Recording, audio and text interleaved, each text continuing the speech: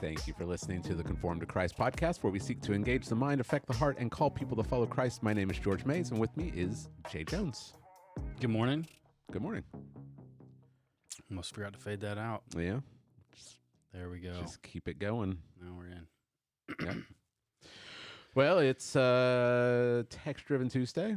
Yep. It's Monday morning for us. It is. Why do we do this on Monday mornings? Why do we do this to ourselves, Jay? It would have to be a text-driven Wednesday, and that just doesn't work as well. Yeah. If we did it on Tuesday. So here we are on a Monday. I don't know if we're. I don't know if we bring our A game on Monday maybe mornings. Not. Need to maybe have a little bit more coffee. Yeah. Yeah. So here we are in Ecclesiastes. So you've already had to change a tire. Well, you took Drake's car to get the tire changed. You didn't actually have to change it. Yeah, I just needed a little patch. Yeah. Free though, because I go to Casey's Tires. That's the best place in town, guaranteed. Are we getting? I've lived here a long time. Are we getting paid for this? Many years, many years. Yeah. And Casey's Tires. That's the place, man. I didn't even buy these tires there. And he just fixed it for free for me. Because long-time customer. Yep. But I'll be buying all my tires from now on there. Oh, yeah. We need to start taking out. We need to start getting paid for these advertisements. Yep. It's down there. You go down Lee. Casey's and tires, cream soda, snack packs. Man, I almost bought some we could be cream making soda bank. today. We could be making I thought bank to on myself, this show. you know what? Today is not going to be the best day ever because I got to go home and mow the grass. Maybe I should go treat myself to a cream soda. Yeah. So I almost went in and got one for everyone, but maybe after. You probably would have just gone in and been disappointed they wouldn't have had any. Last time I went in, they didn't have them. Yep. Like, come on, guys. That's because we talked about them on the show and everyone going over there and buying them. I'm pretty sure. We gotta quit talking about the things that we like on the show because we can't find them. Well, I'm pretty sure it's their most sold item in that store. Because every time I go in there, there's no one in there buying anything. Yeah. And any hour of the day. Yeah. Like, how is this store open? The cream soda's keeping them open. They can't even keep it stocked. Yeah, you're in the wrong business. I know. What in the world? Get out of that hardware business and get into the cream soda business. Yeah. Maybe I'll start like a family business. Yeah. Like a cream soda business. Maybe I'll perfect it. Start making your own cream soda. Mm-hmm. To get started, we'll put a little dash of that original Coke in it. Yeah, that's the trick. So I was talking to Josh King last weekend. I was at his church, and he's got those root beer bottles. He's the root beer all around his office. He's the root beer master. Yes. He doesn't really like cream soda. Mm-hmm. Yeah. Disappointing. Yeah. He's not ever had one of those. Disappointed in you, Josh. He hasn't had one of those yet. We need to get him one. Send it to him. Yeah. You said he's disappointed in Josh, like he's listening. He listens. Oh, does he? Yeah. Well, hello.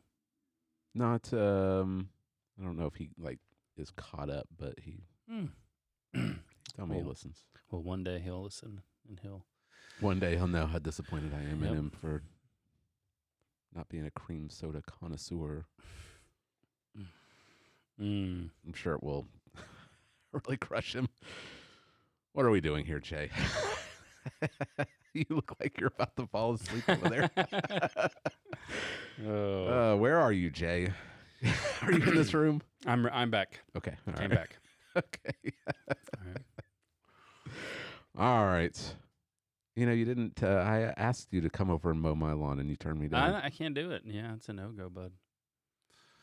Can't do it. You got yourself a young man at home.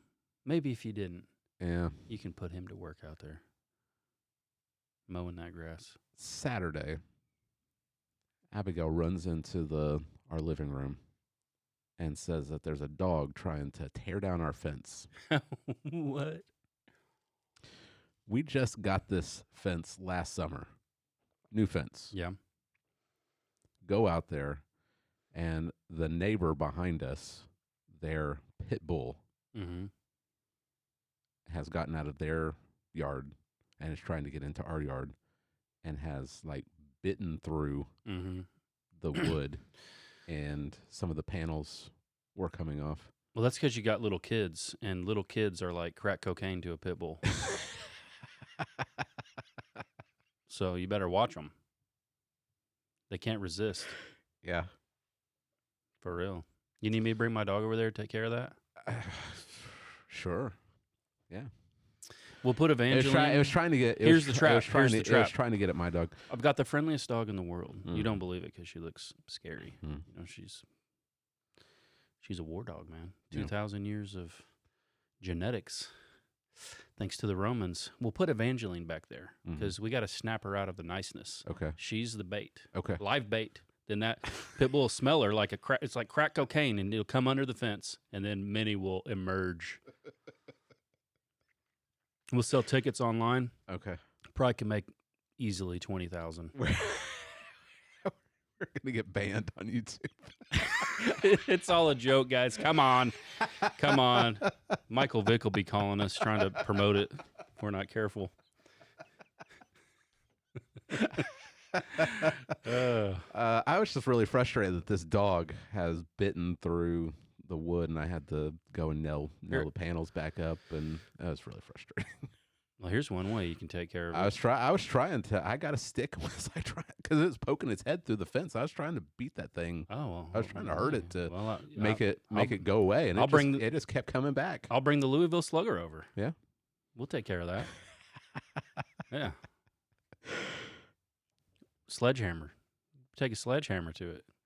These little kids live back there. They're like peeking over the fence, watching. Like, get your dog. Get your dog. Yeah. Anyway, that was my frustration from Saturday. You could just let it through and then just shoot it. Yeah, that's always an option. We're really getting the audience today. You just got to take care. You got to take care of your business, man. Yeah, can't be letting pit bulls come over. You know, there's a section of this passage that might that might help you there. Yeah. Yeah. All right. Well, let's get into Ecclesiastes then. Right. What a segue. You apply this wisdom of Solomon to a pit bull trying to break through your fence. Yeah. Yeah. Okay. He who breaks through George's fence will get bit by a pit bull.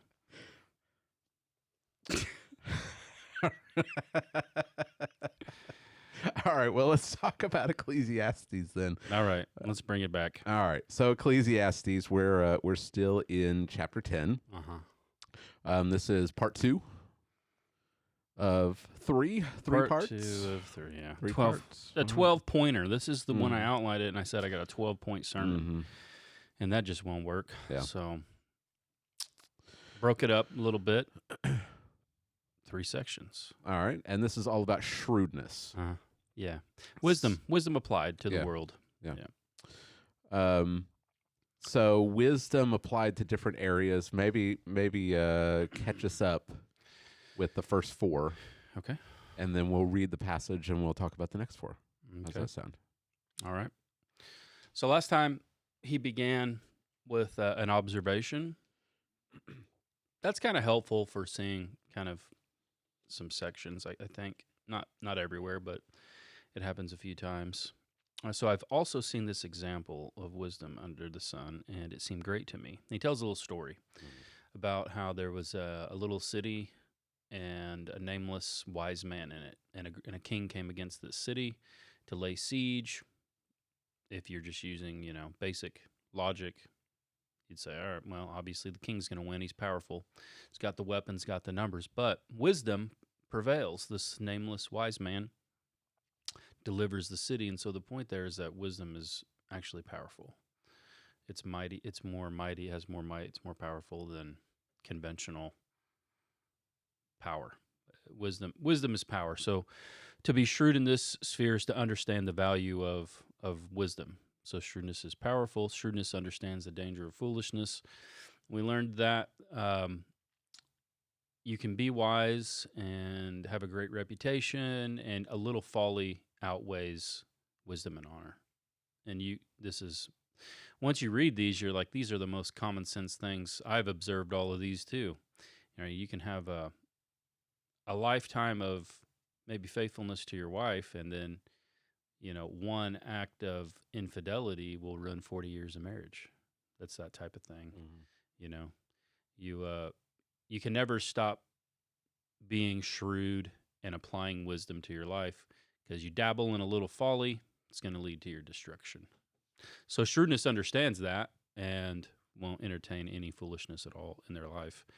Then there's shrewdness walking the narrow road. It presents two ways to live in this section, and that even everyone recognizes the way of the fool. When they walk in the road, everyone knows who they are, so it's urging us to walk the right path of wisdom.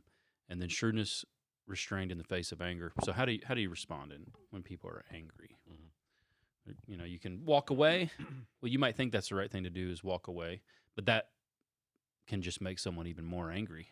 So you just stay there and keep your cool, and that was it. So we applied that to a whole variety of spheres last time. So if you want that, you can go back and check it out.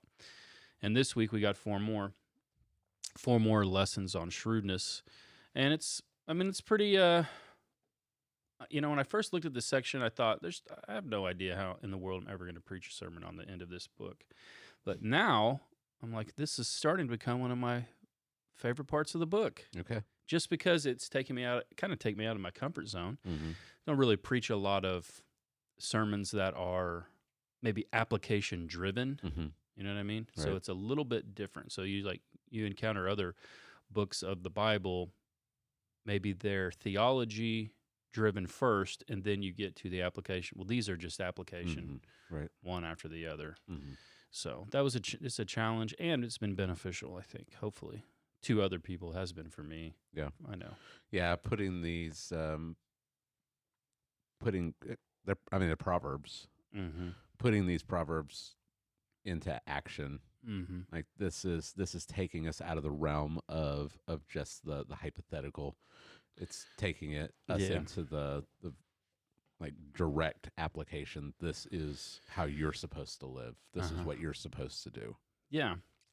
And it's very beneficial, because maybe this is a missing piece of a lot of people's walk as they seek to follow Christ, and even in the church, maybe a missing element of things that people have been urged to do. We don't hear a lot about urging Christians to not be gullible. Mm-hmm. Like, don't be a gullible person. Don't be easily taken advantage of. Right. Be a wise person. Be shrewd. Jesus tells us to be shrewd as serpents, and that's just like a really ignored thing, I think, for some reason. Right. There's a lot of gullible Christians in the world. Yeah, very gullible. Well, it's really easy to make profession of a certain belief, and then for it not to affect how you live. Mm-hmm. And this is forcing us to consider how we're supposed to live as Christians, and not just, and like you said, not just profess theological truths, but based on theological truths, how are we supposed to live? Yeah, and that's harder. That's a lot harder. Yeah, you're right. So let's have you read this passage. So we're going to be in Ecclesiastes chapter 10. We're going to be in verses 5 through 17, and then we'll talk about it. All right. So 10, beginning in verse 5. There is. Oh, I need to put it on the screen. Put it on that. Almost screen. Forgot a step. Yep. Here it is. There is an evil that I have seen under the sun, as it were an error proceeding from the ruler. Folly is set in many high places, and the rich sit in a low place. I have seen slaves on horses, and princes walk on the ground like slaves. He who digs a pit will fall into it, and a serpent will bite him who breaks through a wall. He who quarries stone is hurt by them, and he who splits logs is endangered by them. If the iron is blunt and one does not sharpen the edge, he must use more strength. But wisdom helps one to succeed. If the serpent bites before it is charmed, there is no advantage to the charmer. The words of a wise man's mouth win him favor, but the lips of a fool consume him. The beginning of the words of his mouth is foolishness, and the end of his talk is evil madness. A fool multiplies words, though no man knows what is to be, and who can tell him what will be after him. The toil of a fool wearies him, for he does not know the way to the city. Woe to you, O land, when your king is a child, and your princes feast in the morning. Happy are you, O land, when your king is the son of nobility, and your princes feast at the proper time, for strength and not for drunkenness. All right. There it is. And that's one of those you go to and you say, I have no idea how in the world to preach this passage. Right. Then eventually, after Yeah. you have to wrestle God for a while, be like, I'm not letting go till you give me a blessing. Oh, goodness. And he's like, all right, but you're getting wounded by Ecclesiastes after. Yeah. Yeah. That's one of these. This is just a question that I was thinking about as we were going through, and this is probably just me letting my mind wander. He jumps between poetic form and like prose. Yeah. Has anyone mentioned anything about why it does that? I don't think anybody knows. Okay. Yeah. I mean, versus what I mean, if you're using like an ESV, yeah, you'll see verses 1 through 4, poetic structure, and then verses 5. It just switches back. It just switches back to prose, and then it switches back to poet.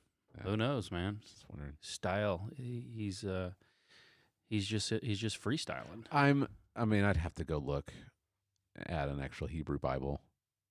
I'm assuming that this isn't arbitrary. I'm assuming you can see this in the Hebrew text. Mm-hmm.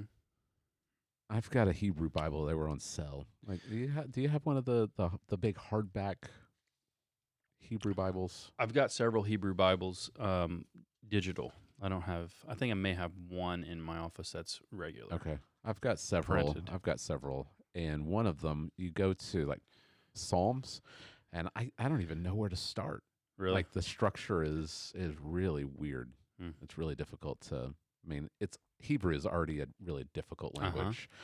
But yeah, the way that they formatted it was not great, in my opinion, as a Hebrew scholar. And probably when they were, originally written to save space, there may not have been any. Yeah, that's what I'm. Spaces. That's what I'm wondering. No gaps. Like, it's just text. Yeah, I don't know. Yeah.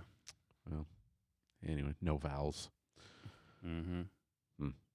Right. Are you hearing my stomach growl? I feel like it is the loudest sound in this room. I can hear it, but I don't know if I can hear it coming through, or if I just hear it.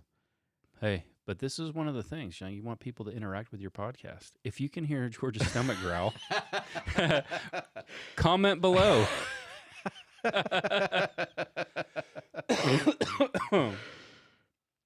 Oh, goodness. This is quality stuff. Yeah. All right. let's talk about. So 4 more lessons. Let's talk about on four more lessons. And then next week it'll be 4 more lessons. Four final. It's just four final lessons on shrewdness. Okay. Yeah. All right. So let's look at our text. Verses 5 through 7 is the first one. This is how we're supposed to apply shrewdness to the sphere of politics. Now, before we get any further, your last point is applying shrewdness to the sphere of government. Right. So maybe define those two. Mm-hmm. Kind of a sneak peek into number 4.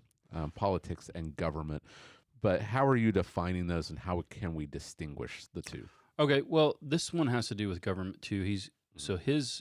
What he's using as an explanation, or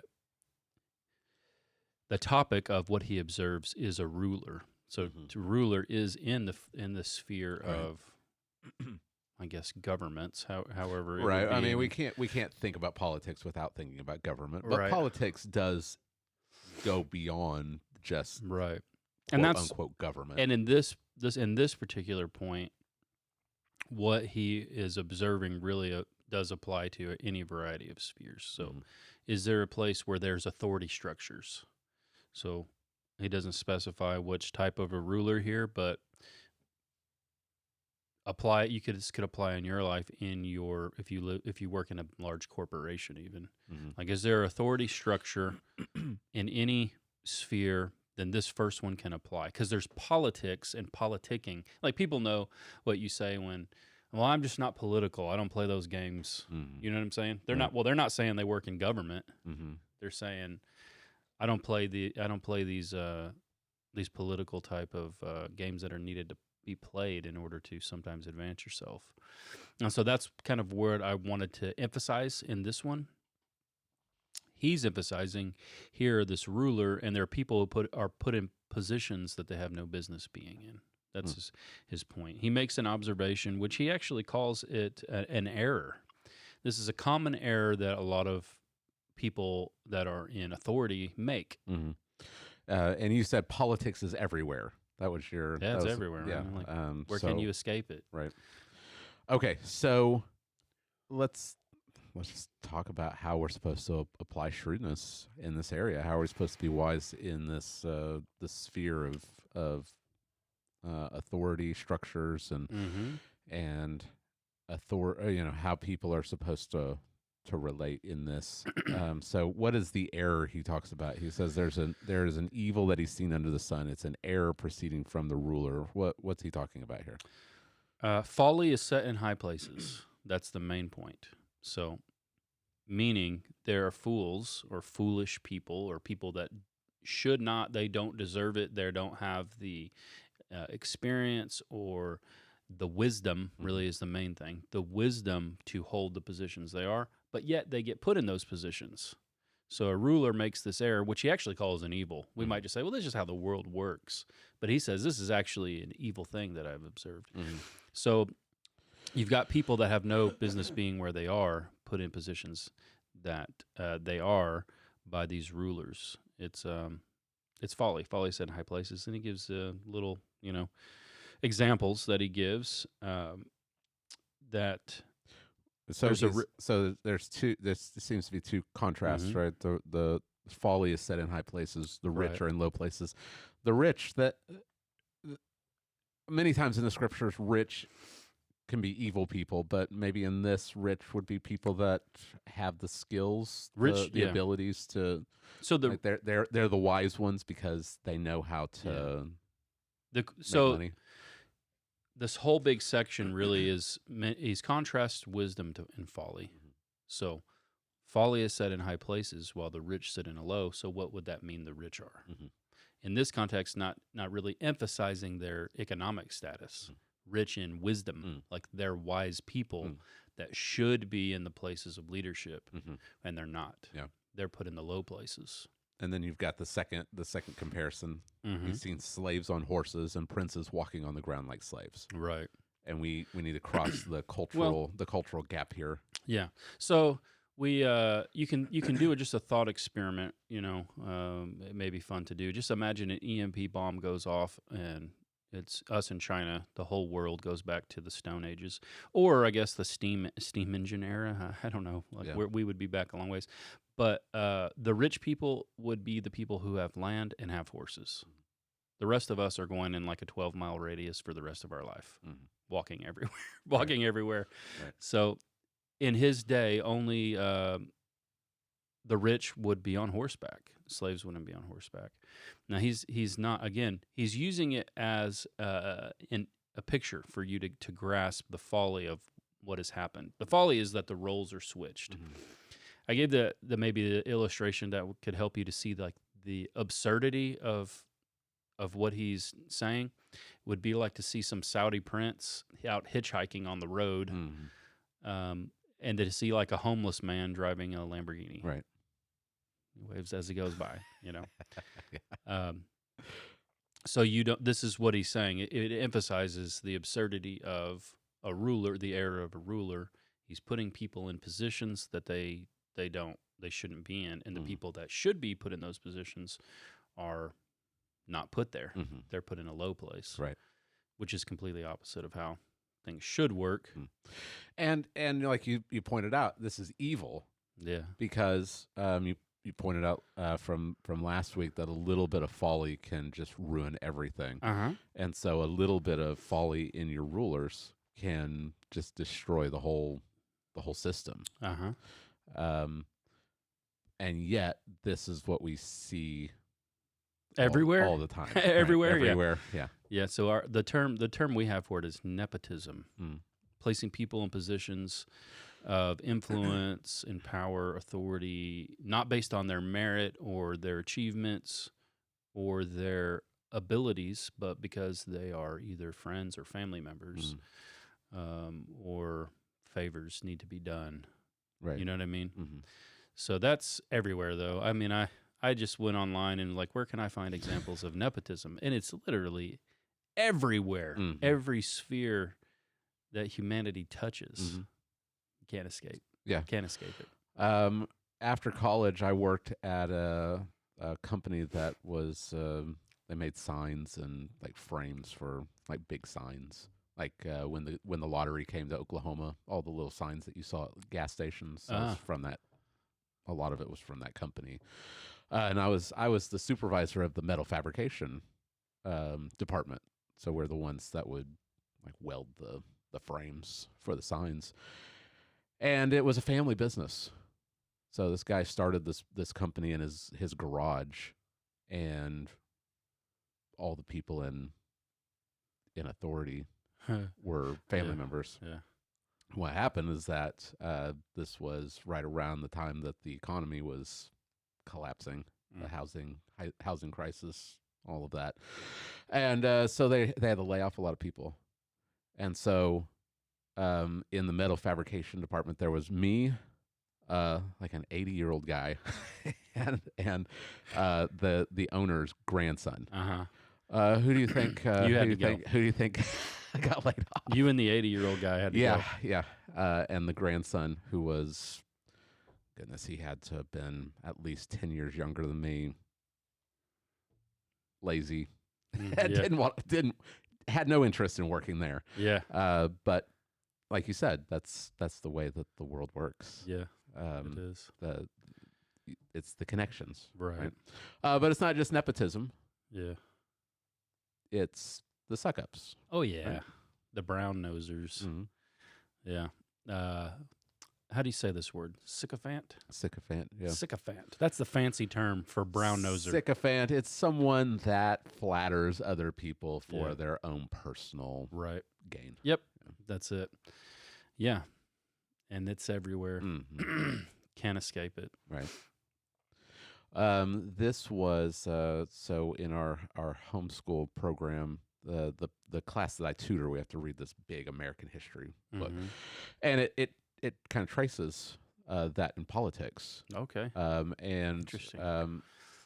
It was Martin Van Buren that like established this for the Democratic Party. They called it the spoil system. So if you toe the party line and you support the candidate, then when that candidate wins, there's a job waiting for you. Oh yeah.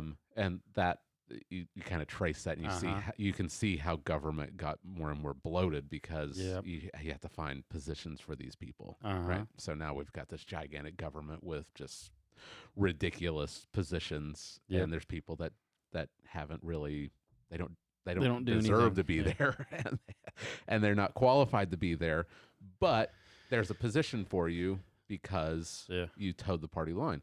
And I think that one of the prime examples is Buttigieg. I didn't think you were going there. Yeah, that's for sure. I was saying Buttigieg. Oh yeah. Like, why is he the Secretary of Transportation? Yeah. What does this guy know about? They had to get him a job. They had to get him a job, right? Because he towed the party line. And they've got to keep him somewhere where they can kind of build his resume, and so they can put him forward in years to come. Right. You probably were thinking Kamala, weren't you? Yes, for sure. Yeah.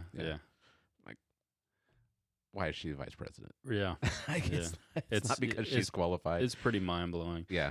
You compare her and like someone like Condoleezza Rice. The media is obsessed, they were obsessed with Kamala Harris until she gets more airtime, and they're like, man, we can't cover for this lady anymore. Yeah. You know, she'd make a good case for a woke version of Batman. She could play the Joker. You know, they get to do gender swaps. Yeah. She'd be perfect. She's already got the laugh down. Yeah. Laughs randomly for no reason out of nowhere. I guess because she's nervous. I don't know. It's nervous laughter. But yeah, she's where she's at because of that. She's not. qualified. And you can trace her whole political career some pretty to this stuff. Scandalous stuff in her Yeah, and her rise to power. And so we see people who are unqualified that are foolish, and they are literal fools who are ruling over us. Yep. Yeah. Unfortunately, it's not just in the governmental sphere or in just your employment. Right. It's also in denominations. Oh yeah. It's in the church also. Yeah. Right. It's everywhere. Mm-hmm. You know, the Catholic Church runs this way, has forever. Yeah. Did you know about the Borgias? Some scandalous stuff right there, my friend. It's suspected that one of them was the model for a lot of the pictures. Of, the pictures for Leonardo of did Jesus that Leonardo's that paintings are hanging in a lot of churches. Yeah, like the most famous picture of quote unquote Jesus. Like the profile picture. Like it's rumored that it was one of his illegitimate children, 4 of them that he had. Yeah. So while he was so maybe just don't have pictures of that was of only Jesus like hanging up in your churches. I think that was like right around 100 years before Luther came along. So I wonder why he was coming along and saying like popes and councils have often contradicted themselves. Well, I mean, you read the history of the Catholic Church in the Middle Ages, and you could pay for a spot. Yeah, I mean, you pay money into the church, and so your oldest son usually took over the family business. Yeah, but your youngest son usually went into the church. And you could pay to have a position. Sounds a lot like the SBC. Yeah. Sounds a lot like the Southern Baptist Convention to me. Yeah.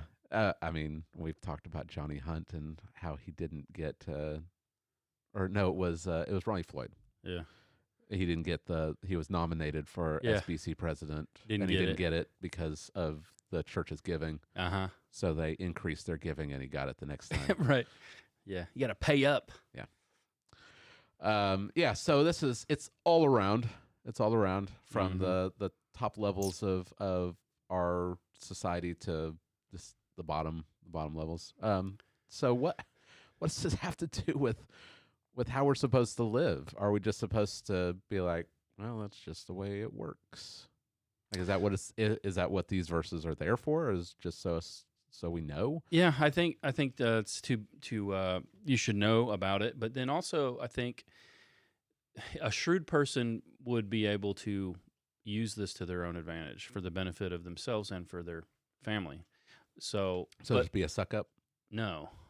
Right.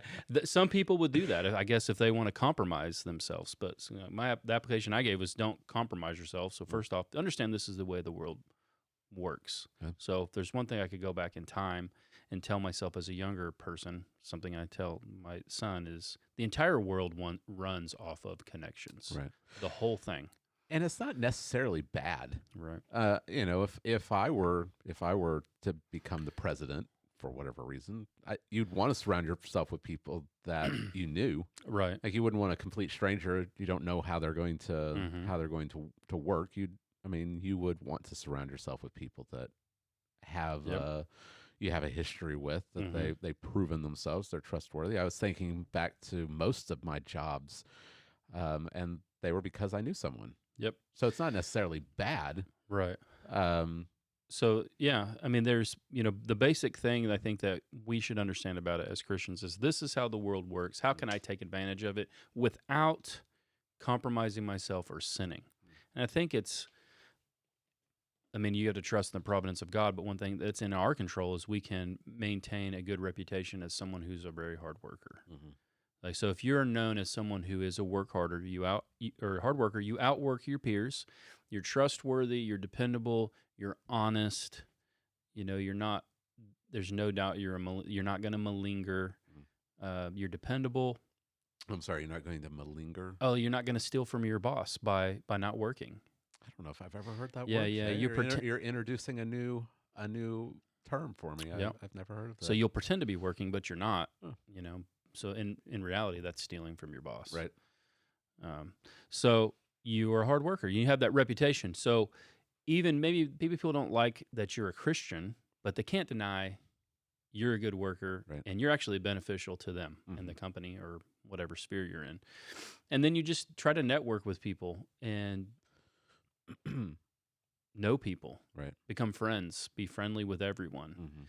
And then, because eventually one day, maybe something opens up and they're like, oh, yeah, I remember that. Yeah, I know a guy. I know that guy. This guy, he'd be perfect for this. Right. And it's not because you're a butt kisser. So don't be a butt kisser, right? You can't say butt on Imagine this podcast, appearing Jay. before the judgment seat and Jesus is like, you've done a great job, but I'll tell you what, you're kind of a butt kisser. Be honest. I was a little disappointed with that. You know what I mean? That's not a good thing. We don't Can you imagine? Would you not be ashamed? I'm a little ashamed right now. Would he be more sophisticated? You're kind of a sycophant. Yeah. Yeah. Let's not have that happen. Right.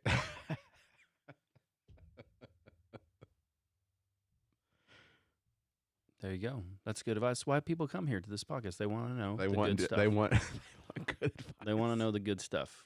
So don't be a brown noser. Don't be a yes man. Yeah. Maintain your integrity. But this is how the world works. So, I think if I could go back in time, that's that I would tell people. Like, I'm a pretty independent person. Where I'm like, I don't really need people. Like, I can do whatever, on my own, and I'm not going to butt kiss anybody. And if they don't like that, I'm not doing that, then who cares? Maybe take a better approach to understand the value of having connections. Right. Now, don't use people. Like, be genuine. Yeah. You know what I mean? Don't be fake. Don't be a sycophant. Yeah. Don't just flatter people just for your own good. Think of the good of others. Right. And that's why you're a hard worker, is because you're not just in it for yourself. You're trying to do good to all men. Yeah. Right. Yeah. Yep. Yeah. But the beauty of this, if it really bothers you like it does me, is that one thing I thought about was in Christ's kingdom, which will come eventually. We see as he comes, the kingdom of God is here. And I think to a degree it is advancing in the world through the church. But one day in Christ's kingdom, we're all going to be rewarded, not in the salvific sense, because that's done, justification by faith alone. But we're talking about rewards. Yeah. How will Christ reward you? And it's not going to be because you have who your parents were, right? It's not going to be based on anything else other than what you did with what he gave you. Yeah. And that's good news. That's completely fair. That means the person who maybe, there are people in the world that have they have very high IQ, 120 or above, and they've got all of the giftings. They're a people person. They can speak well. They can craft. They can write books. They can preach. Well, they're not going to be judged like the person who works in the church teaching, little kids isn't going to be judged compared to that person. They're judged. The person who teaches Sunday school in the church is judged according to what giftings God has given them and how they have used those for him. And that's great news. So if you've been entrusted with a little, you have the parable of the talents that he gives. He gave one just 5, and then he turned it around and got 5 more. And he says, well done, good and faithful servant. You've been faithful with a little, and now you're going to get much.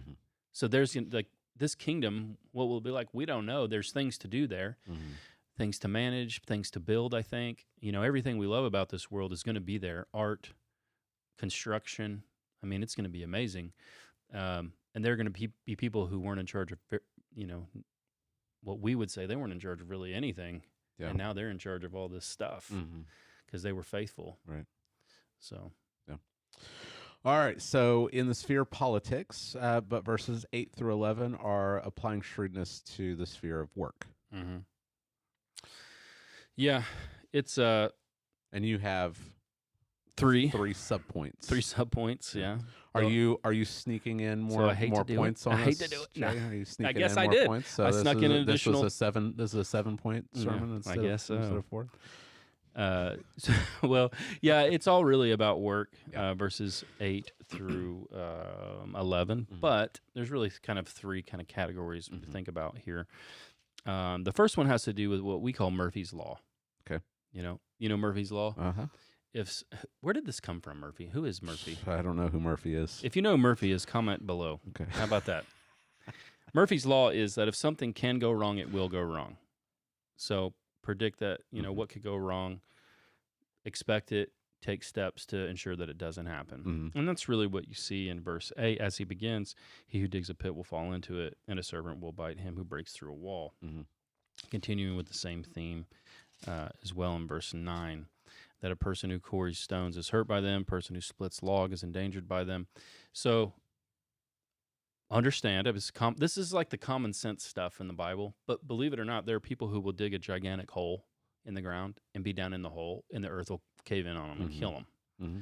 Well, it's totally foreseeable that the walls could cave in and crush me and smother me to death. Mm. So if you're digging a hole, what would you do? Put braces up. Yeah. Well, you should put braces up. I think it's actually a law that you have to in America if you're digging below a certain depth. But that's totally foreseeable. So is breaking through a wall and getting bit by a serpent. Now, I was confused, and I'm sure if first time you read it, you are too, because, like, the serpents just live in people's walls, or what's going on? This is more like a hedgerow wall. Mm-hmm. Like, think of like a boundary marker on your backyard. Like a fence. It's like a fence, yeah. Yeah, it's like an earthen fence. Uh-huh. Yeah. So if you break through George's wall, you're going to get bit by the pit bull in the back, right? Maybe. Yeah, maybe. But it's totally foreseeable in that culture that there could be a serpent in this hedge wall. Right. So don't just go busting through there. Yeah. And if you do, don't be surprised that you got bit. Yeah. Right. So foresee what could go wrong. Same thing, it continues, quarrying. You could foresee that you're busting rock out of the side of a mountain and it rolls down and crushes your friend to death. Mm-hmm. So be smart. Like, I don't know, like maybe make a no-go zone or put up a net, something. Right? So that's the whole point. Same thing with the logs. Is Solomon establishing OSHA here? Maybe he did. It originated with the wisest man to ever live. OSHA, yeah. So see it, make sure that it doesn't happen. Don't be foolish in your work. Don't be foolish. And there's all kinds of dangers in different jobs. Right. Yeah. So yeah, I mean, this would be like maybe you stay home, you work at home with your children, right? You see your kid running with scissors. Maybe it's time to tell him, don't run with scissors. Mm-hmm. You stab yourself. It's everywhere. He who does not change the lint trap in the dryer burns his house down. There's a modern proverb for you, right? That one doesn't hit quite as hard as the ones here. Right. Yeah. Yep. But that's the point. You got it. And the second one is being shrewd at work means that you should work smarter and not harder. Mm-hmm. I like this one. I don't know why, I just do. But it doesn't mean not to work hard. That's one thing I didn't want people to hear me saying. Right. It doesn't mean don't work hard. Yeah. Mm-hmm. And the imagery he gives is if you have an axe and it's blunt, you have two options. Mm-hmm. You can start swinging it harder and applying more force. Right. Or you can use wisdom and just sharpen it. Right. Right. And then you can do more work faster. Right. And it's gonna seem like it's taking too much time to sharpen the axe, but in the long run, it's better. It's better. It's better. Yeah. I don't want to embarrass my son, but we had this conversation yesterday. Yeah. Because he doesn't want to. So our dishwasher is broken right now. Uh-huh. If anybody knows a good dishwasher repairman, let me know. Hey, you can comment that. Comment below. There you go. Getting an interaction. Right. So we're having to go back to hand washing our dishes. Well, Julia and I, we were raised, washing dishes by hand. You fill up one side of the sink, right? Like you fill it up with hot water and put soap in it, and you put the dishes in and you wash it, and you move it from one side of the sink to the other. Well, he was just trying to wash one dish at a time and put soap on each individual dish. And we were telling him this is going to take you forever. So don't do that. Do it the way we're showing you, because you don't have to stand there for 2 hours and wash each individual dish when you can just put them all in this soapy water and scrub it and be done. So, but it I don't know, for some reason he's a teenage boy. So just trying to convince him, like, this is the way to do this. Like, this is the smart way to do it, so that you're not working as hard. You're working smarter. Next time, try wearing a Mandalorian mask. Yeah. Tell him this is the way. This is the way. This is the way. Yeah. Work smarter, not harder. But we're lazy. We're lazy, and so we see things on the. I tell the kids I tutor all the time, they have to write all these papers. Make an outline. Make an outline first. We do that. Oh yeah. Before we sit down to write what we're going to preach, we write the outline. But it can seem like, well, this is just something. That's extra work. Is just extra work I've got to do. But once you do the outline, actually writing the paper is way easier. Oh yeah, for sure. So yes, it may look like you're doing more work, but it actually is lessening how hard you have to work when you get to the actual paper. Yeah. So you got to throw off that laziness. That's right. That's it. So simple. These are simple, practical points. Foresee what can go wrong. Take steps to prevent that. Work smarter, not harder. And then you come to verse 11. And we all just go home. Because it's a weird verse, right? If a serpent bites before it is charmed, there is no advantage to the charmer. Okay, thank you, Captain Obvious. That's not a verse that you see like crocheted on doilies, right? Yeah. No advantage. I love the like major, like he's like down. Yes. No, there's no advantage to the charmer. Well, yeah, because he's dead now. Now he's dead. He's throwing up, and we're dragging him out to bury him. Like that's like Matthew saying Jesus was out in the wilderness for 40 days and 40 nights, not eating or drinking, and he was very hungry. Right. Yeah. It's like, thanks. Yeah. Thank you for that. Yeah. It's a strange verse, but it's got good principle. I think that's there if you just like get away from the weirdness and kind of think about it as it's presented with these others on work. The snake charming, it's been banned a lot of places. Haven't you always, since you were a little kid and like saw those Indiana Jones movies, like wanted to see a snake charmer? Have I wanted to see a snake charmer? No, Yeah. not particularly. Like you can keep that as far away dreams. from you can keep that as far away. My from dreams me as possible. are dying because it's getting banned everywhere. Snake charming. Yeah. I think maybe Pakistan and Afghanistan have it still. I don't know where else you can see it. Yeah, probably not going to happen for me. You can watch it on YouTube though. Yeah. You ever see those guys, man? They're it's pretty amazing, really. What they're doing is they hypnotize a snake. They're hypnotizing a cobra. Yeah. There's some pretty bold guys out there. How do you get into that line of work? I don't know. You gotta know somebody. This has got to be. Do you have to be a sycophant? This is a family business. I'm thinking that goes down because I don't think somebody. A lot of nepotism in the snake charming business. Yeah, you're not walking by the market there, and looking at the Persian rugs, and you're like, "What is that over there?" You know what? I think I'd really like to get into that business. Yeah, snake charming. Yeah. So they have this person has a very particular skill. And if he doesn't employ it, then it's to his own detriment. Right. That's the point. Or if he cuts corners. Right. Yeah. Yeah. Bring back the laziness. Yes. If you are lazy and cut corners, it's going to literally bite you. Yeah. So you have a skill. You know what to do. You can do it. So expedience is to your advantage, and procrastination is to your detriment. That's kind of the thing that I think is there. You can do something. You're really stepping on my toes with this point, Jay. Oh no!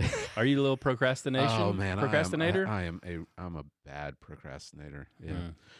Hey, I can't help it if my best paper writing in college was at 3 a.m. the night before. Oh man, it was 2.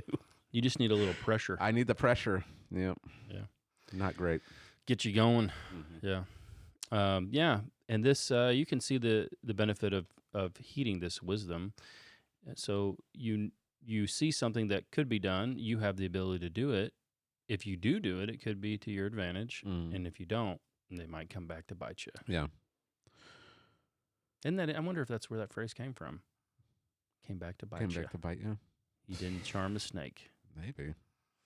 I like how you applied this in the church. You do? You do? All right. Yeah. What about it? What about you like? If you see something that needs to be done, right? Go ahead and do it. Yeah, that's simple principle. And I was just listing off examples in my head of. Oh, dude, I got a funny one. I've got a funny one for you. Oh yeah. Well, you tell yours. Well, I your fellow elders are not always the most attentive during your sermons, because I got a text from Parker while you were preaching this point. Golden opportunity for your someone needs to clean the bird poop off the sidewalk. That's example. right. That's what I was gonna. Was that your? That's what I was gonna bring up. Mm-hmm. Yeah, I got hit with that one. Did you get hit with that as well? Because it was on a day I was gonna preach. I was walking into the church, and I heard it. I don't know if it was directed towards me, but I did hear it. Okay. We have geese that walk through our parking lot, and there are occasions where there's a lot of goose poop on the sidewalk and the parking lot, and someone came up and asked me why don't I clean up the goose poop? Yeah, Jay, I know that you're getting ready to preach, but why don't you put that on hold? Yeah, and go out and clean the goose poop. Yeah, yeah. Well, it's along the lines of previous pastors that I worked with. Told the story of Sunday morning. He was getting ready to preach, and one of the deacons came up and said, "There's no toilet paper in the men's restroom." Yeah, that's a good one. That's one of my favorite stories. We got to write I'm telling you, got to write a little book, a little one of those little like books that people read in the bathroom of these stories. Yeah, an example that's going to hit maybe some people that listen is every summer, it seems like someone says, "Are we going to have VBS?" You're throwing a plug out there? I'm throwing a plug out for there. not coordinating VBS? It's always just kind of this general question. Why? Are we going to have VBS? Well. Yeah, that's right.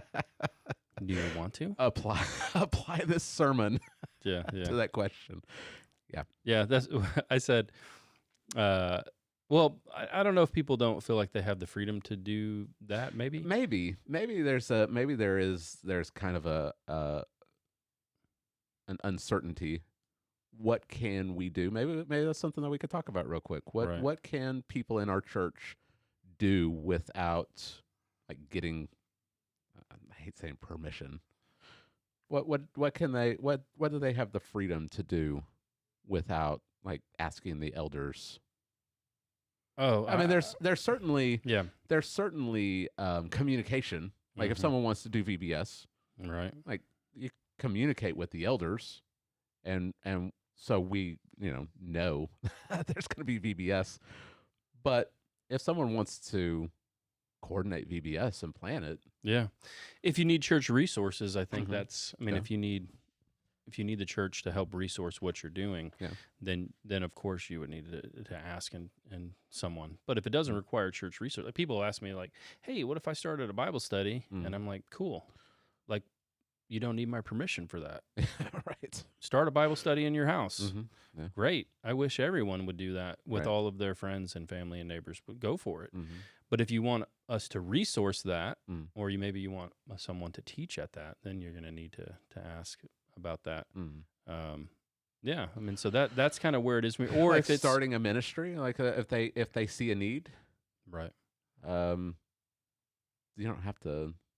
Like you said, if we don't, like if you're not asking for money, right? Like if you see a need.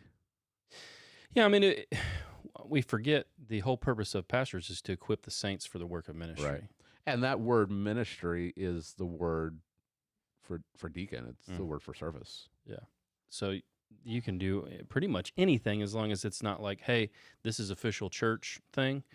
or is it like a teaching related thing? I think if you're teaching kind of under the umbrella of this is part of Christ Fellowship Church, then we might want to see what you're teaching. Yeah, like What is that teaching? Like, don't start your own Sunday school class. Right. Yeah. But yeah, if you're in your home or out in town and you start a Bible study, go for it. Maybe you see something that needs addressed at the church, just create an idea. This is, I think, the best advice.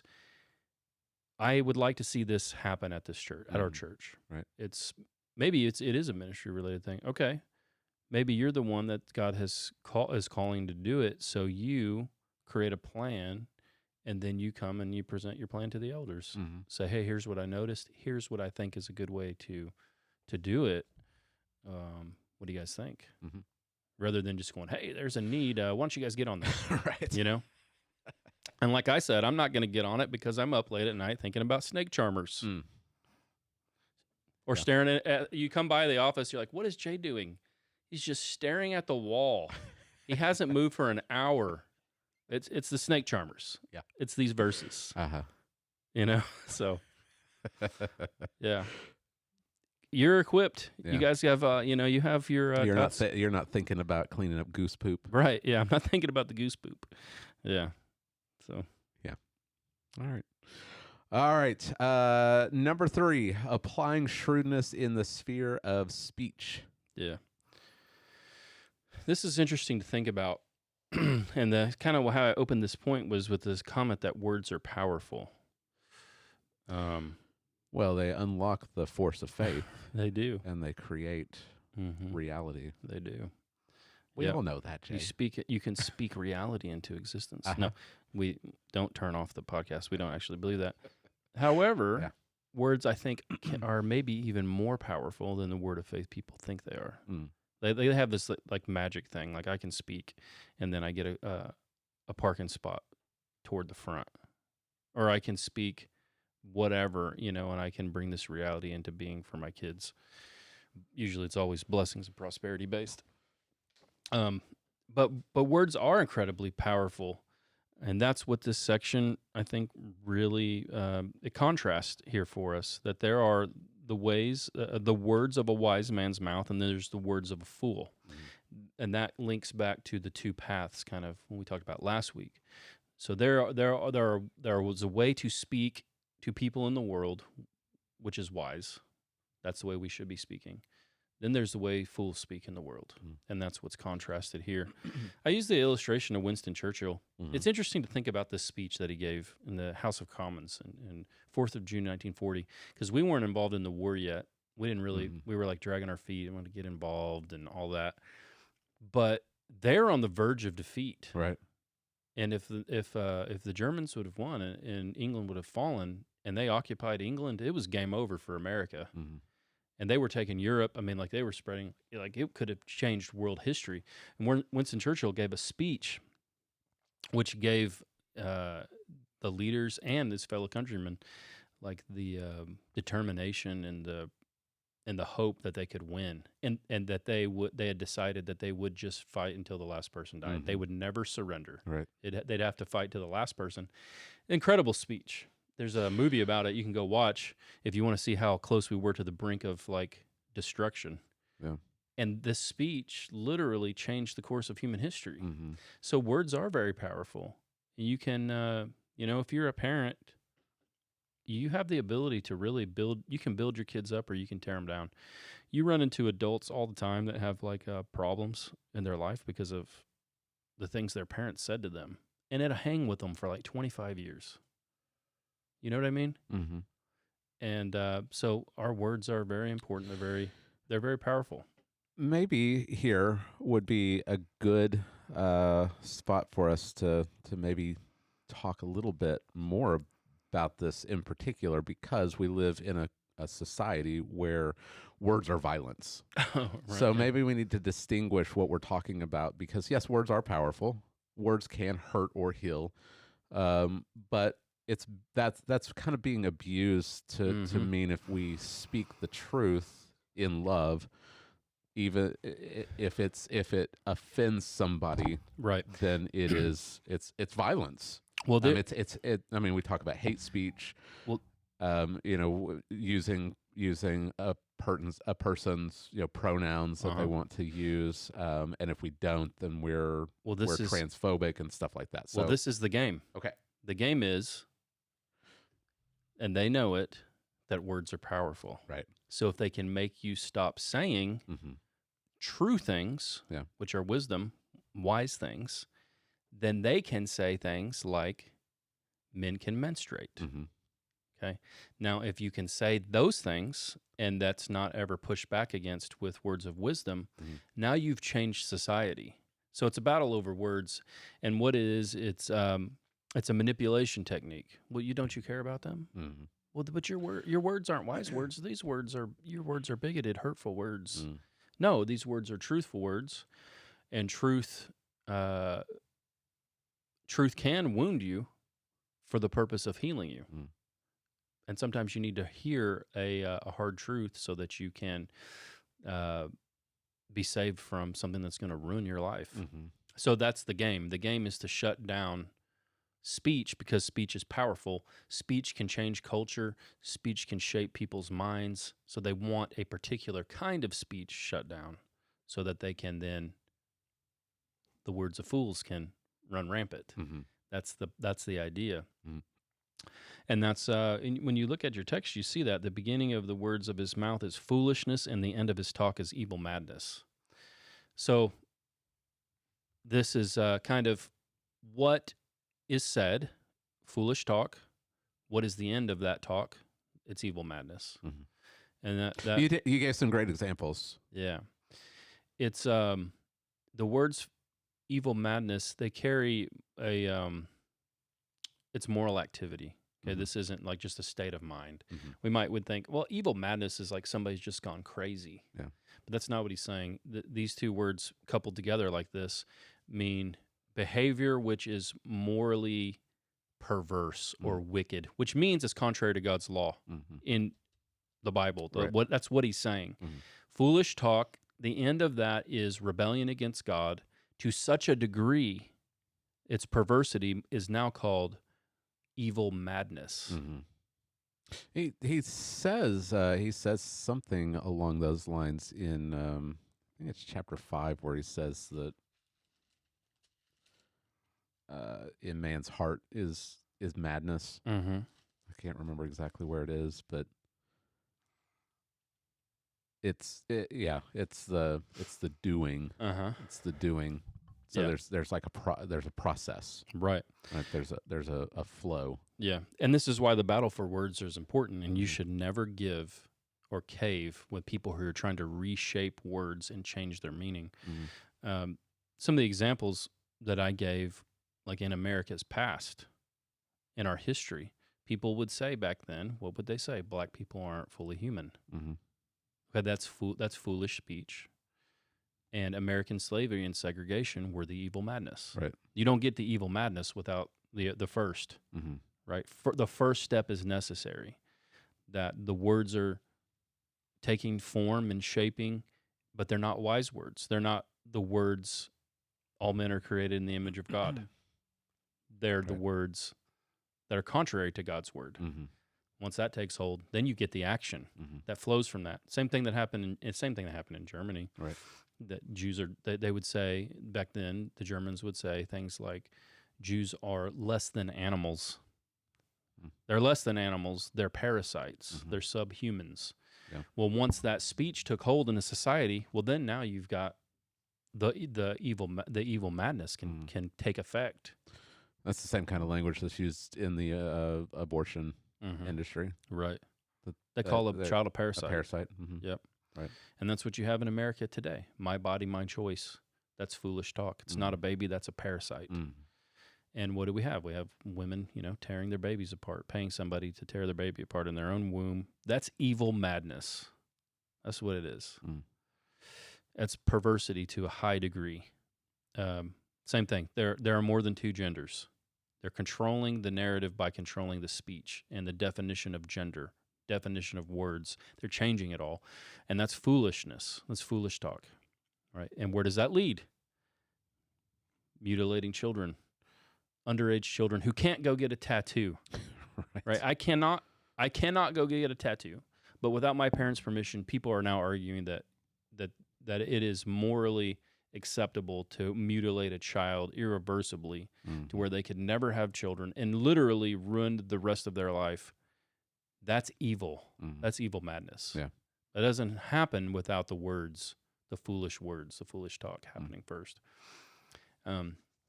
Same thing with the drag. Drag shows are now considered art and educational.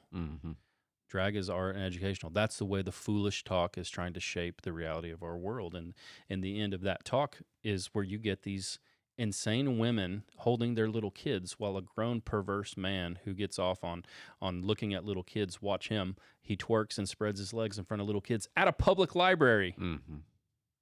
And if you speak out against it, they'll say, well, it's because something's wrong with you. Yeah. No, it's because you are a fool, and your mind has been so darkened by the foolish talk, it'll accept any behavior now. That's the way it unfolds, and it has forever through the course of human history. Yeah. Words are powerful. Yeah. They can shape the world around you. And the fool just can't stop talking. Yep. They can't stop. Even though the fool's words are their own destruction, it leads to evil madness, they just talk. They go on and on. I mean, I didn't use this illustration, but turn the View on. You want an example of this? Turn on The View. Fools that just won't stop talking. Right. And saying foolish things. Oh, yeah. Yeah. Completely and utterly moronic. To see women on TV argue for men invading women's athletics and defend it. Like, what happened to you? Right. Well, your mind is so darkened. You're a fool.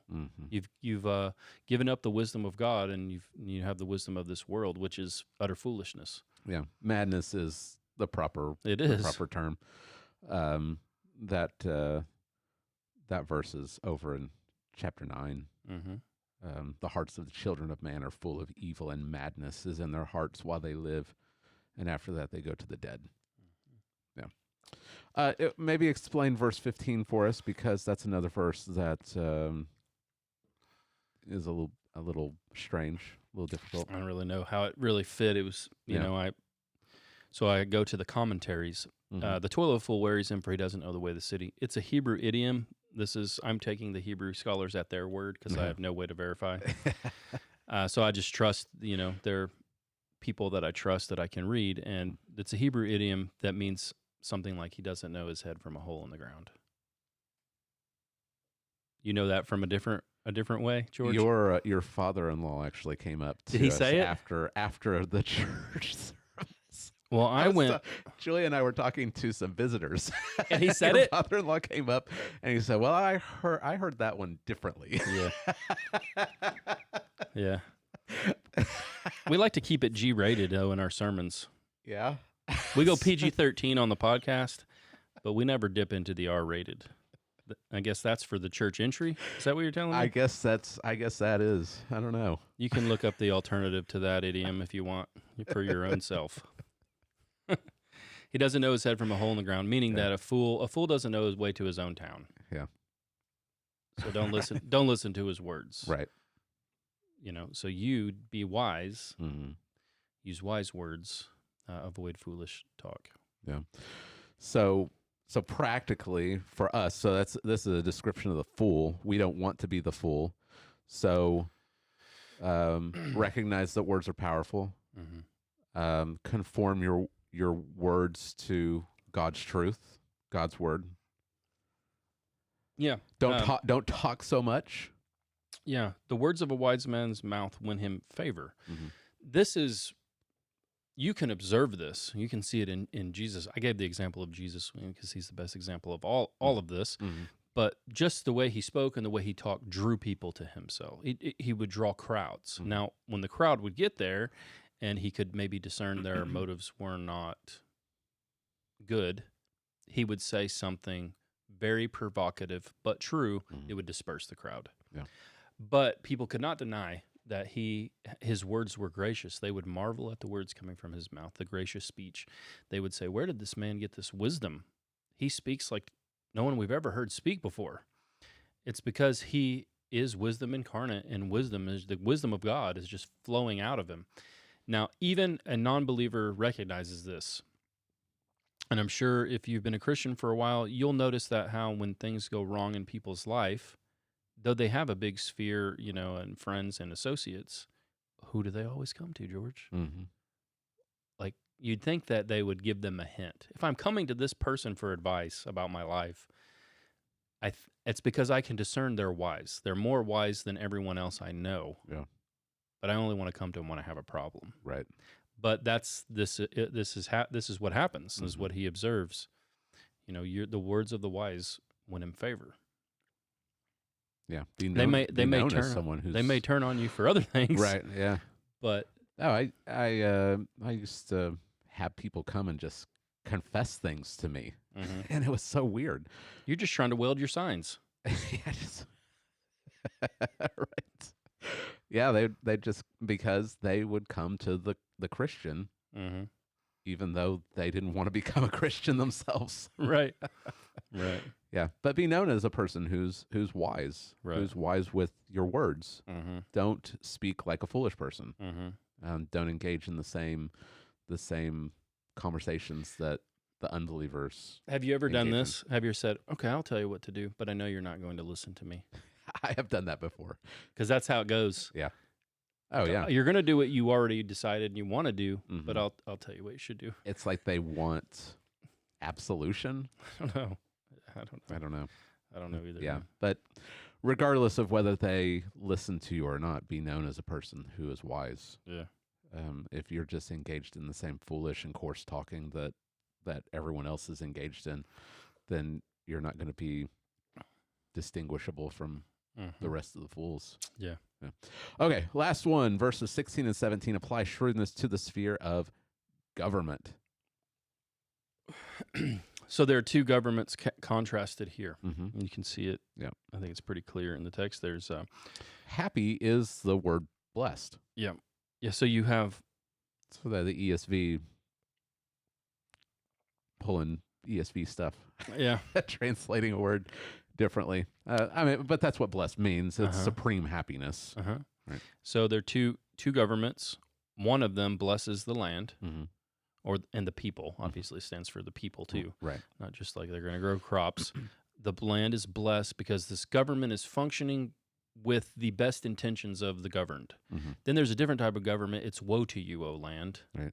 And he uses the illustration of a child.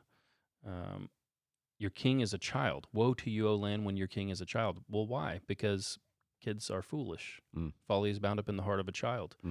Solomon knew this firsthand. So when he became king, he was at least discerning enough to know that he lacked the wisdom necessary to rule this people. Yeah, he explicitly says that to God. When God asks him, ask anything you want, he says, I don't know how to lead such a great people.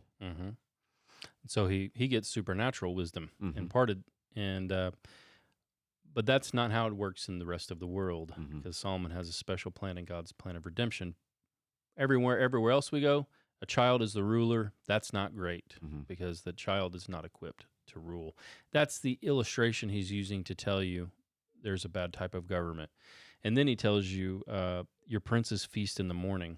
What about old politicians that act like children? Yeah, same. I mean, we pretty much have a child as president right now, right? So, I mean, this is obviously, I think, a sign that we're not being blessed by God right now as a nation. Look at our leaders that we've had repeatedly. They feast in the morning because all they care about is indulging.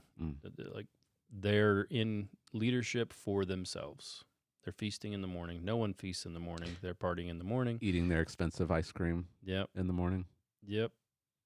They are enriching themselves. Sound like anyone in our government? You remember that Nancy Pelosi video where she pulls out the ice cream out of her... I thought you were... her big fridge. Oh, yeah, I do. You remember that? I do. I thought you were referencing to the current president who loves chocolate. Oh, yeah, he does. Chocolate He comes down because there's ice cream. Yeah, he loves that ice cream. Yeah, Nancy Pelosi. Check out. I'm totally normal. Look at me. Let me open my $30,000 refrigerator and show you my ice cream. Yeah. And of course, all of our politicians get rich. Like, how can you get rich and your salary is, what is it, like $150,000 a year for these senators? Somewhere around there. And now you leave and you've got $20 million. Something's going on here, right? Some insider trading. Nepotism. Yeah, this is our government. Our government, both Democrats and Republicans, they feast in the morning. They aren't ruling for the benefit of the people. It's a big drama that's playing out before us, right? They exist to stay in power and to enrich themselves and to ensure that the party stays in power. That's it. That's their sole purpose in life. So if they can cause division and cause people to hate each other, then that's a tool that they'll use. I'm convinced more than ever that that's both sides of our government.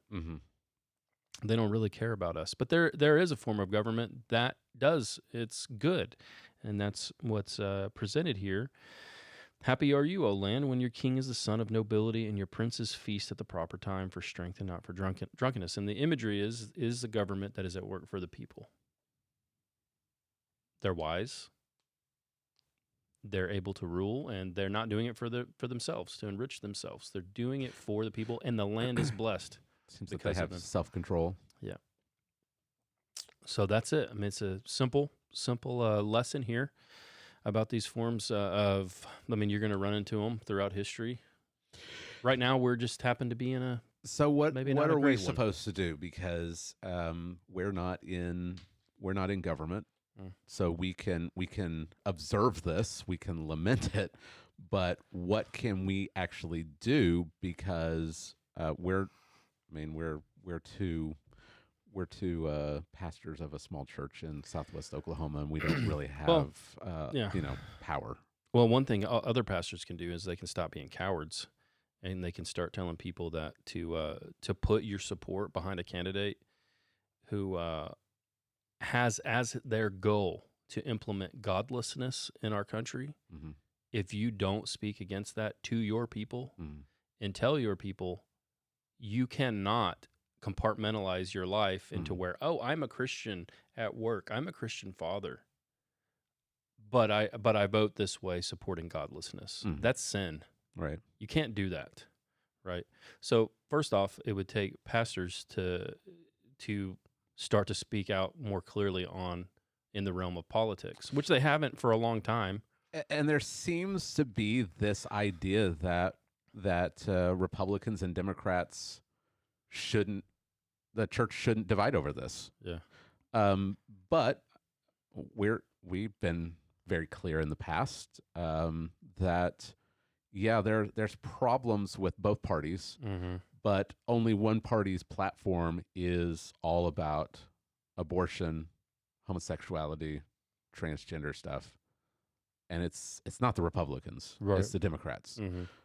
So I feel completely free to say a Christian should not ever vote for a Democrat. There may be some good Democrats left, I don't know, but the party itself, you have to toe the party line. I mean, Chuck Schumer has explicitly said that there's not going to be any pro-life Democrats. I could vote for a Democrat if they were anti-abortion and they were for biblical family values, meaning they weren't for the LGBTQ agenda. I could do that if the Republican candidate was not as good a candidate and was compromised on those issues. So for me, but you're never going to get that because they're never going to platform that person. No, at all. And they're just going to be a drop in the bucket. And even if they voted on those issues, the party as a whole is godless. Well, think about this, and I would say that to vote for a Democrat would be reason for church discipline. Yes, I agree. But think about how much they've changed. This is the struggle because you've got people who are more classically liberal. Right. And by that, they mean that they're for like freedom of speech and they're actually for less government intrusion in your life and all these things. They could never be like JFK could never be a Democrat today. Yeah. There is not a chance that they would ever run that man. Don't ask what your country can do for you, but what you can do for your country. Right. Is that right? You're not going to hear that from the modern Democratic Party. I don't even think Bill Clinton could run for Maybe, office yeah. in the Democrat Party as we know it today. Mm. He couldn't do it, man. There's Yeah. not a chance. Mm. Didn't he? And this is not a pro Bill Clinton speech here, but didn't he sign the Freedom of Religion Act? What is the name of that bill? I don't know. The one they're trying to overturn right now. I haven't even been paying attention. I don't know. I want to look it up. I'm pretty sure he did. Yeah. Yeah, I don't know. Yeah. But yeah, there has been a shift. Church discipline. You talked about that. How is, and not because we're platforming a particular party, but because you cannot support the Democratic Party. well, I I'm not saying vote Republican. I'm saying don't vote Democrat. Well, I told before, and I think I said it on, I don't know if it was on this podcast or wherever, but the people in Oklahoma's government that opposed bills to completely abolish abortion, if they were members of our church, Right. church discipline. Right. Like, why are you doing that? Mm-hmm. Yeah. To save political face so that you can get reelected. Right. This is not a popular bill. Why are you compromised on this issue? Mm-hmm. Right. Right. You're not applying biblical truth, and you're upholding lawlessness. So you don't make it a Republican Democrat thing. Even for a Republican, Oh yeah. to support policies, Yeah. Definitely. pastors need to grow a spine. Mm-hmm. Like, you don't control government, but you control who your members are. Yeah. You in the congregation, like, you don't have all power, like in our church anyway. In a congregational church, you don't control the political sphere, but you can tell them, well, you can go do that stuff in the political sphere. Yeah. But you will not be a member of this congregation. Right. And what I'm seeing from people like Russell Moore, Tim Keller, these guys, is that the common trope is, well, the kingdom of God is not made up of a particular political party. Right. I agree. But the problem is you've got one particular party that is anti-God. Yes. And to say, well, they do all this other good stuff is foolish. Mm-hmm. It's absolutely foolish. Well, they may say that a woman has the right to murder her baby up to the point of birth, or some of them even after, but I'm sure that they have our best interest in mind when it comes to like healthcare. Right. Like, you are a stupid person to think that. Mm-hmm. To think that this doesn't bleed over, that there's no connection. They don't care. Anybody that supports butchering a baby in the womb does not have your best interest at mind. Mm-hmm. Anyone that thinks that mutilating children who don't even know what they want to eat for lunch, but they know what their gender is, Yeah. And want to alter it irreversibly. Anyone who supports that stuff does not care about you. Mm-hmm. Now, there may come a time when a Christian cannot even vote in this country. Yeah. Because the Republican Party is compromised. Oh yeah. They are. They're already compromising on LGBTQ issues. Mm-hmm. So there could come a time here where, I mean, what's the options? Form a third party, which, maybe needs to happen, or you just don't vote. You just vote locally, like in your local elections. Mm-hmm. I mean, that's kind of some application I gave is, you can vote in your local elections because they really have the day-to-day impact on your life, other than, the taxes and stuff that come down from the federal government. But most of the time, we don't even know who's running for local stuff. Mm-hmm. We just don't, because all that we're bombarded with is the national stuff. But voting in your local, voting in your state stuff. But there could come a time where you can't do it anymore. Not with a clear conscience before God. I could foresee that day coming. Mm. So, some of the application that I gave was maybe we start thinking about how we change things in America. You brought up the idea of church discipline. That's a good place to start. You can start there. Not that people would care anyway, right? I could foresee someone who's like, "Oh, you want a church? You don't want me to be part of your church because I don't advocate for biblical values in government." Well, then I'll just go to this other church that has a PCUSA. Yeah, I'll just go over here and give communion to my dog, right? See you later. But that's okay because now you've protected the purity of the church. Yeah. But what you can do is you can start to think tactically about your children. Mm. Understand for far too long, Christians have been too, I don't know what the word is for it. Maybe fallen asleep behind the wheel. Other people are putting their kids in, they're shaping their children's futures and letting them go into the world with the aim of advocating their pagan worldview. I don't know if they would articulate it that way, but that's what they're doing. They'll go to important schools, get educated at those schools, get into influential jobs and positions to shape culture. So we're gonna live here until the world ends. So maybe we start to aim our children, the ones that show potential. They're bright, they're smart, they're good logical thinkers. They know the Bible well. They're wise. Encourage them to go into that fight. Yeah. Well, I think that we need to remember that the state of our country happened on the church's watch. Like, think about these. Think about a lot of these, like Ivy League schools, that are just super liberal. Yeah. They started out as Christian universities. Yeah.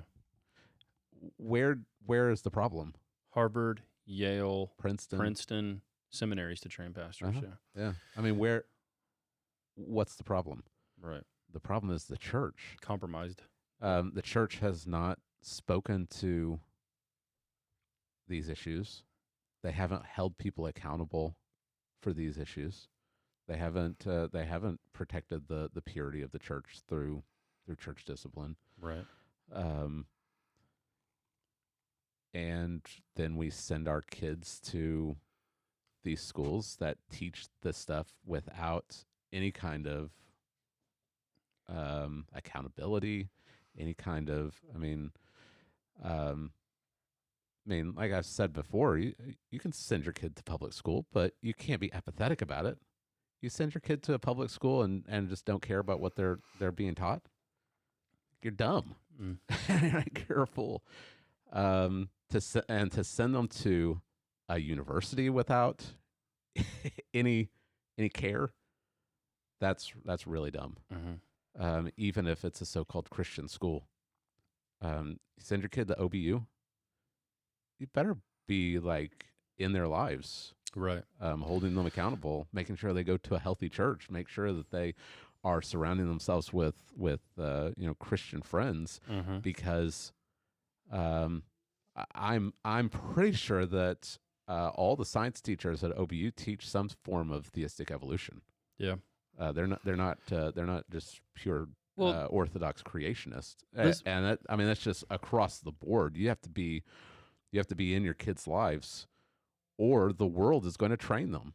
Yeah, you're not here. It's complicated. Well, it's not complicated, but it's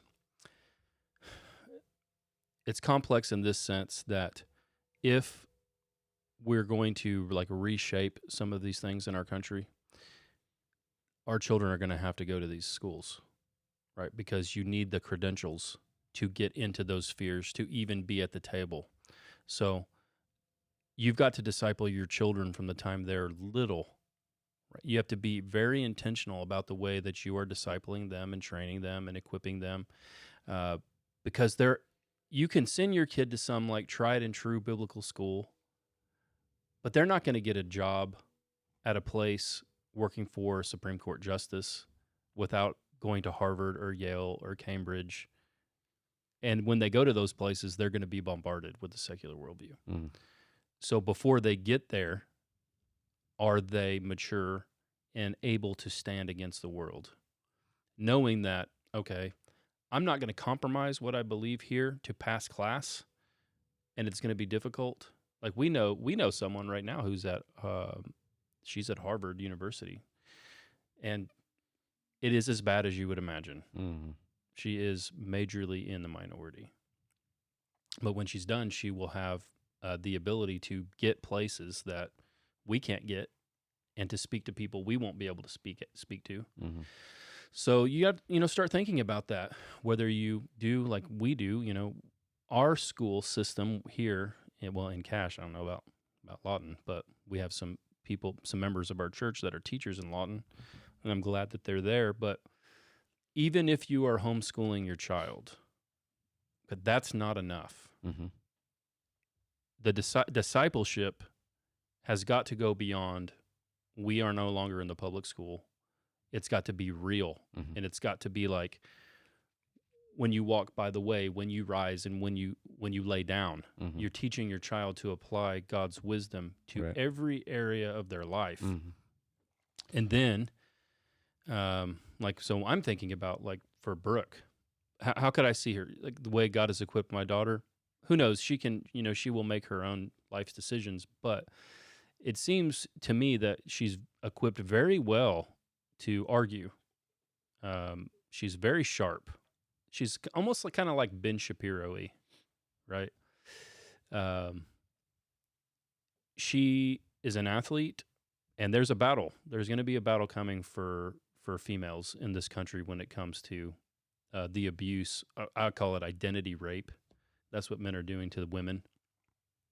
And there's going to need to be a woman, because the way our culture is, men don't have really a say unless they're a gender mutilating man, right? They're not going to listen to us regular men. She's interested maybe going to law school, so go to law school, and she can get involved in that fight. Another thing, I was thinking about this on the way in today. Companies will pay women. Now, we understand the most beneficial thing for a woman is to be at home with her children. That's the best thing. But that's not the way our society works, okay? And there are companies that will pay for a woman to have an abortion. Mm-hmm. And these women on the left are so deceived. They think that's a good thing. Right. Well, these companies don't care about them at all. No. What they know is it's cheaper for them to pay for an abortion than for you to get pregnant and then take maternity leave, and then on top of that have to take time off every time your kid gets sick, and now you're a mom. They don't want mommies, and that you're just another body that can get pregnant. And if you get pregnant, they want to pay for it. So I think a just society, that would be illegal. It'd be criminal. Yeah. Now someone's got to fight that in the legal sphere. So I think if you have a corporation that does employ women, it should be criminal charges if you pay for a woman to get an abortion. Oh yeah. And it's the same as hiring a hitman. Yeah. And I think we are insane in America when we have these European nations that seem to value women in childbirth more than we do. Like, they have these incredibly long maternity leaves. Okay. Well, even though, I think it would be better for a woman to be at home with their young children, I think even secular women should have that option. That's one of the things. Like, I'm not for paying a lot of taxes, but if you could tell me, hey, Jay, if you pay more taxes this much, it will not be used for other stupid fluff things like researching like algae, or whatever, or are there gay monkeys? All of your tax money that we're going to raise, it's going to go to women's maternity leave. That's one of the things where I could say, okay, you know what I mean? Or veterans' rights. I'll pay more taxes for actual things that benefit families and things that benefit veterans. So will she get involved in those fights? I think she's equipped to do it. And she'd be ruthless, man. She'd be ruthless. And I think it's okay to be ruthless in a holy way, to expose the folly. Oh yeah. Someone's got to expose you reveal the foolishness of fools, right? I think that in this, my thinking, and I think this is right, is it all comes down to the health of the church. Because even if you got this strong Christian, but they're just a lone wolf, it's going to be disastrous. Right. It's got to start at the church. It's got to start at the church and the families, and then it can work its way to other spheres. But if you have I mean, if you go to a church that just, well, we're not going to divide over Republican and Democrat. We're not gonna divide over this stuff. Right. Or they don't care about church discipline. Just, people are just living however they want. Their theology is not infiltrating their worldviews, how they're thinking, how they're actually living out in the public sphere. You've got pastors that are just telling stories and morality and like, if you're going to a church like that and you send your kids out to, be missionaries or whatever. I saw a statistic that said like a quarter of kids in high schools now are identifying as some kind of LGBTQ+. Oh yeah. And the comment was, our kids have been terrible missionaries, like that, because that's not their Mm-hmm. that's not their job. Like, Julia and I were public school kids, and we turned out fine, by God's grace. But we talk often about the fact that, and we were Christians, like, we weren't influencing our friends. Our friends were influencing us. Right. We've got to do better, Mm-hmm. and it starts at the church and the family, and we've got to have healthy churches and healthy families. Mm-hmm. Yeah. Yeah. You there's a tendency in the church. I think I first heard Bodie Baucham talk about this years ago, but I thought about it this week when I was preparing this and thinking through this, that if there is say there's a young man in your congregation who is intelligent, very intelligent, and knows the scriptures very, like, has them down, like, knows the word, is theologically savvy, what does everyone in the church try to do to him? Mm-hmm. What do they do? Right. Try to make him a pastor. Right. You should be a pastor. You should be teaching. And Bodie says that's to get him away from all the regular men because they make them uncomfortable. Oh, like, yeah. we want that guy. He's extraordinary. Mm. You're a pastor. Get away from us so that we can stay in our mediocrity. Mm-hmm. Yeah. And he's really onto something there. Yeah. But I think the other part of that is that there's a lot of people that should never be pastors. Oh, absolutely. I mean, they should have been aimed at, like, the legal sphere or the political sphere. I mean, I don't. You know what I mean? I heard just terrible stuff from, like, guys that were training to be pastors in seminary that they didn't know their Bibles at all. Like, it's like churches are just sending new Christians to seminary. Seminary should not be the place where you're learning the basics of the Christian faith. It should be where the church should be, where you're learning to be a Christian. Yeah. And the seminary should give you some extra tools. Yeah. To do that. Some of these classes that we had to take in seminary are things that you should learn in the local church. Like, we shouldn't have to take a class on evangelism in seminary. That's my personal opinion. I don't think that you should have to take an evangelism class at seminary, because you should already be learning how to do evangelism in your local church. You should already come to seminary as an evangelist. Yeah. Go to seminary to learn the languages. You probably don't want to come to us to learn Greek and Hebrew. Right. You can go to people that are trained to teach that. But some of this stuff, you should already learn it in the local church. And so, I mean, I'm sure you knew people in seminary that you'd hear them preach and you'd be like, God has not gifted you. Right. Like, what are you doing here? Uh-huh. Because it's so easy to get into seminary. Because seminary has become a business. Right. Like, it's become so bloated. You've got to have the enrollment. You got to keep so it you going. can. It's like you have to keep it in perpetuity. Yep. That's God will call people into the ministry. First time I told my uncle Philip's dad that I felt called into the ministry, first words out of his mouth, "Don't do it." That's the encouragement that you need, right? But he told me something that was it's stuck with me through times when churches have wanted to fire me. If you can do anything else, do that. But if you can't do anything else, then don't do anything else. And that's stuck with me. Like, I feel this, I don't even know how to describe it. This pull, I've got to preach the gospel, because God's called me to do it, and He's equipped me to do it, and the church has called me. Yeah. But you're right. There's a lot of people that they go to. I was listening to a sermon a couple of weeks ago.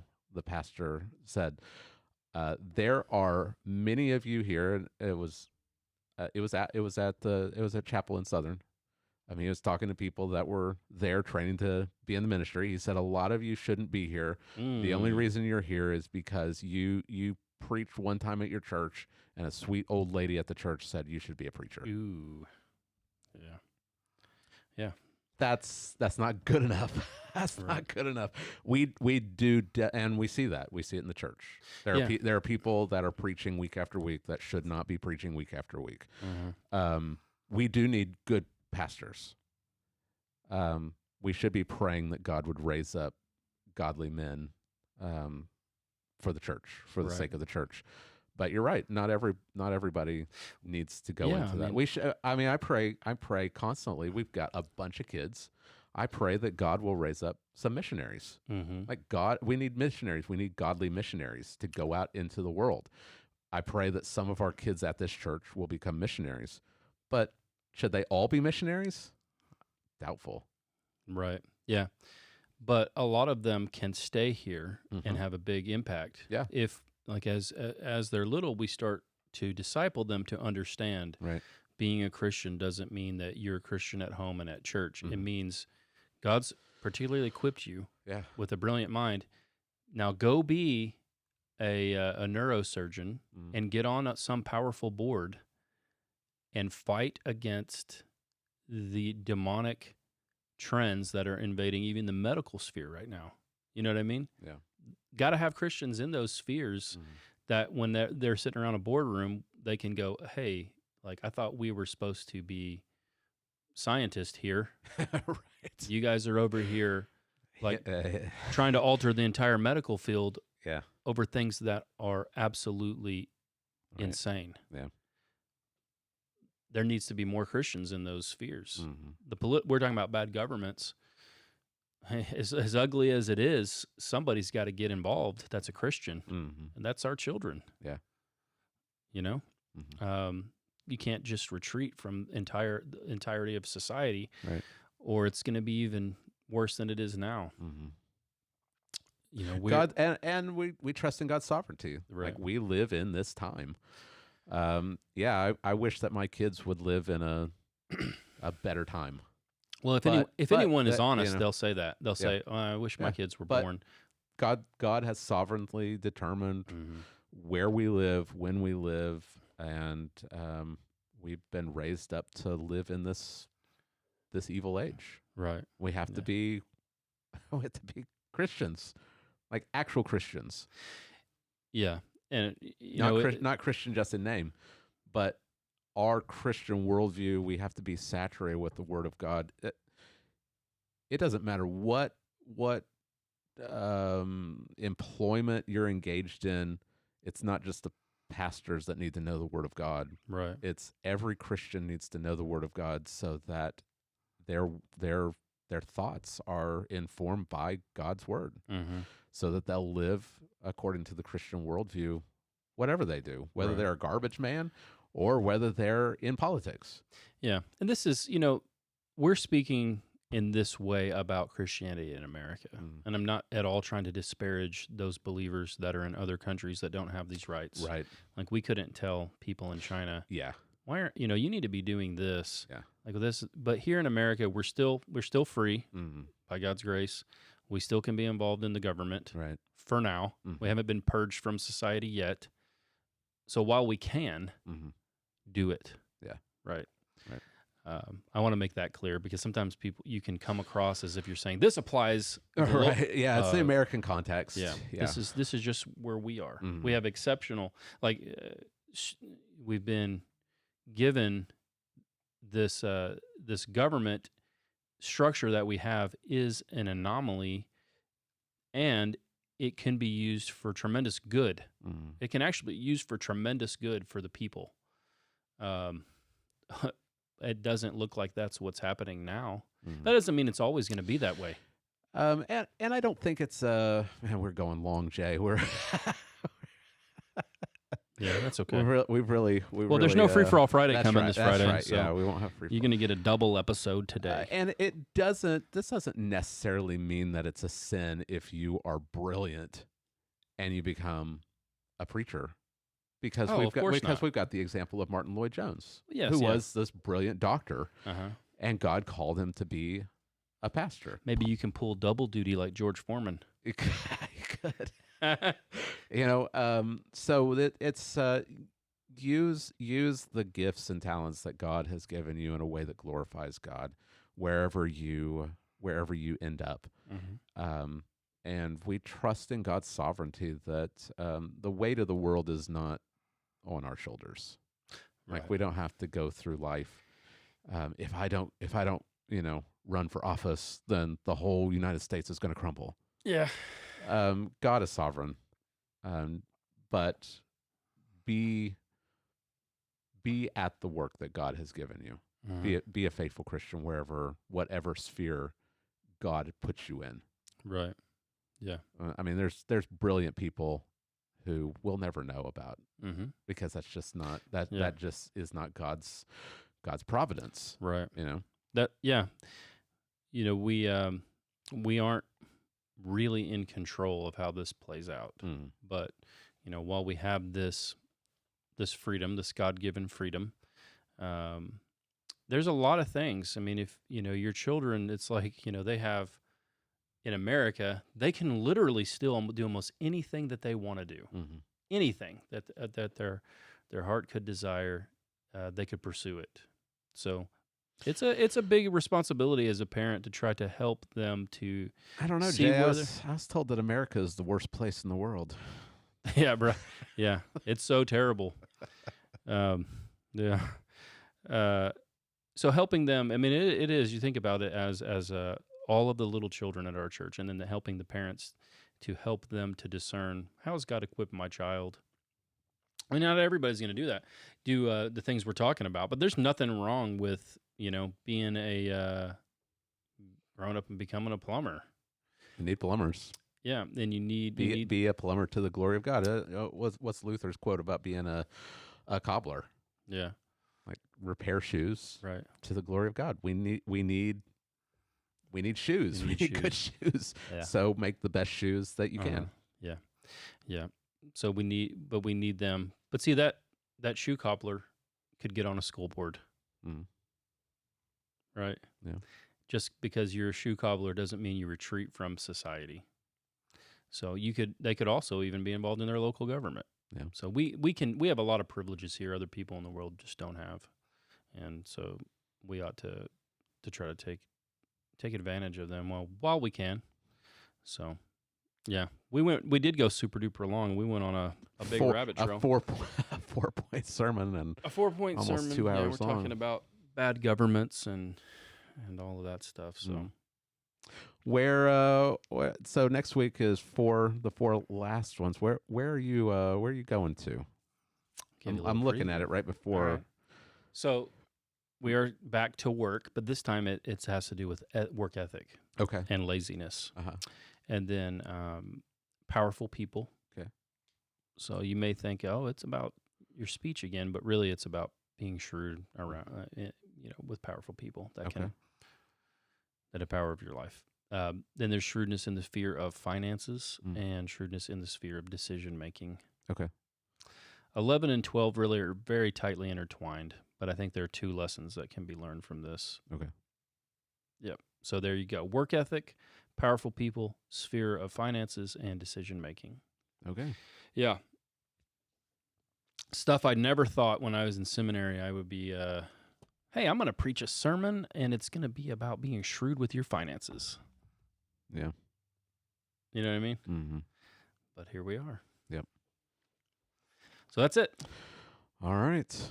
Well, thanks for sticking with us today. Hopefully this has been beneficial for you. If it has, make sure to like, subscribe, and share. As Jay said, we won't have a free-for-all Friday this week, but hopefully this has given you enough to think about until we come back next Tuesday as we finish up these lessons on shrewdness. So we hope that this has helped you to become more and more conformed to Christ, and we will see you next time.